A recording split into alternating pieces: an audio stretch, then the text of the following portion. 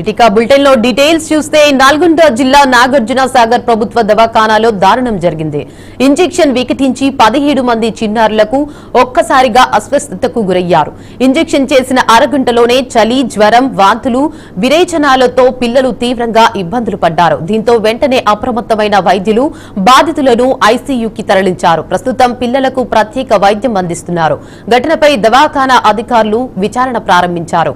ఇక ఒక ఇంజెక్షన్ కు బదులు మరో ఇంజెక్షన్ ఇచ్చారని డాక్టర్లతో పిల్లల తల్లిదండ్రులు వాగ్వాదానికి దిగారు. పిల్లల ఆరోగ్య పరిస్థితిపై తల్లిదండ్రులు భయోందరణకు గురవుతున్నారు.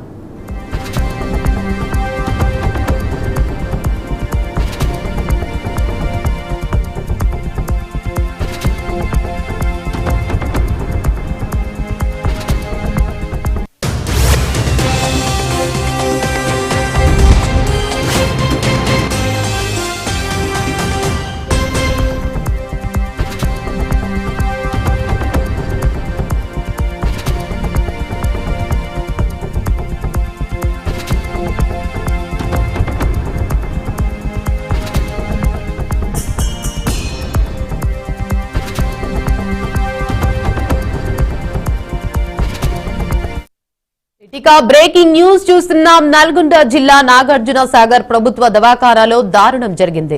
ఇంజెక్షన్ వికటించి 17 మంది చిన్నారులకు ఒక్కసారిగా అస్వస్థతకు గురయ్యారు. ఇంజెక్షన్ చేసిన అరగంటలోనే చలి, జ్వరం, వాంతులు, విరేచనాలతో పిల్లలు తీవ్రంగా ఇబ్బందులు పడ్డారు. దీంతో వెంటనే అప్రమత్తమైన వైద్యులు బాధితులను ఐసీయూకి తరలించారు. ప్రస్తుతం పిల్లలకు ప్రత్యేక వైద్యం అందిస్తున్నారు. ఇక ఘటనపై దవాఖానా అధికారులు విచారణ ప్రారంభించారు. ఒక ఇంజెక్షన్ కు బదులు మరో ఇంజెక్షన్ ఇచ్చారని డాక్టర్లతో పిల్లల తల్లిదండ్రులు వాగ్వాదానికి దిగారు. పిల్లల ఆరోగ్య పరిస్థితిపై తల్లిదండ్రులు భయోళనకు గురవుతున్నారు. ఇక ఇదే అంశంపై మరింత సమాచారాన్ని మా ప్రతినిధి శ్రీనివాస్ అందిస్తారు. చెప్పండి శ్రీనివాస్, అక్కడ పిల్లల పరిస్థితి ఎలా ఉందంటారు ఇప్పుడు?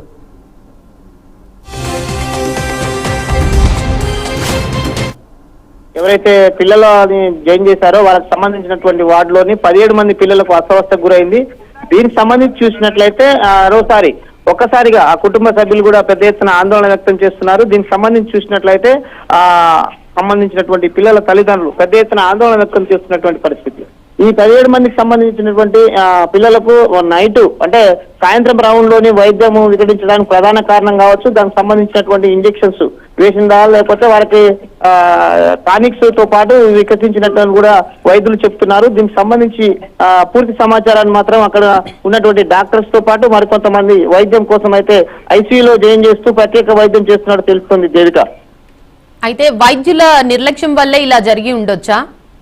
ఖచ్చితంగా అంటే ఏదైతే ఇంజెక్షన్ ఉంటుందో ఆ ఇంజెక్షన్స్ వేయడానికి డోసు కావచ్చు, దానికి సంబంధించినటువంటి టానిక్ లాంటిది పిల్లలకు అంటే ఏజ్ ని బట్టి ఇవ్వాల్సి ఉంటుంది. కానీ ఇవ్వకుండా అధిక డోసు ఇచ్చారనేదే తల్లిదండ్రులు కూడా అక్కడ ఆరోపణ చేస్తున్నారు. వారికి సంబంధించింది మాత్రం ఏదేమైనప్పటికీ 18 మంది చిన్నారులకు మాత్రం అస్వస్థకు గురైనట్లు కూడా పూర్తి అక్కడ సమాచారం కూడా ఉంది. దీనికి సంబంధించి వైద్య నిమిత్తం మాత్రం ప్రత్యేక బృందాలను కూడా ఏర్పాటు చేసి వాళ్ళకు ఎలాంటి ఇబ్బంది కలగకుండా వైద్యం చేస్తున్నటువంటి పరిస్థితి దేవిక. ఇప్పుడు పిల్లల పరిస్థితి ఎలా ఉంది? వాళ్ళ తల్లిదండ్రులు ఏమంటున్నారు?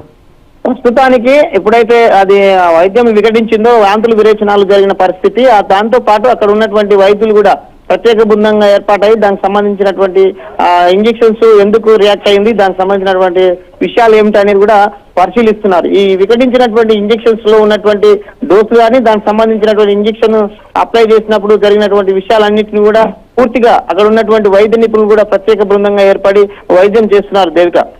హాస్పిటల్ యాజమాన్యం ఏమంటున్నారు? ఎలా స్పందిస్తున్నారు దీనిపై? అంటే వారు గత 2 రోజులుగా కొంతమంది చిన్నారులు అంటే పిల్లల వార్డులో జాయిన్ అయ్యారు. దీనికి సంబంధించి మొత్తం అక్కడ 25 మంది ఓపీ ఉన్నది. దీనికి సంబంధించి అక్కడ జాయినింగ్ కూడా జరుగుతుంది. అయితే రాత్రి కొంతమంది డిశ్చార్జ్ కూడా అయ్యారు. డిశ్చార్జ్ అయిన వారి పరిస్థితి కూడా ఇంటి దగ్గరికి పోగానే ఇదే పరిస్థితి కొనసాగడంతో అక్కడ ఉన్నటువంటి తల్లిదండ్రులు ఆవేదన వ్యక్తం చేస్తూ అక్కడ ఉన్నటువంటి సిబ్బందికి సమాచారం తెలియజేశారు. ఈ సమాచారం తెలిసిన అనంతరం వారికి ప్రత్యేకించి ఐసీయూలో ఏర్పాటు చేశారు. వారికి సంబంధించినటువంటి అంటే డోసెస్ ఎక్కువ కావడం వల్ల జరిగిందనేది నిర్ధారణ అయితే వచ్చినటువంటి పరిస్థితి Devika. Right, thank you for the update Srinivas.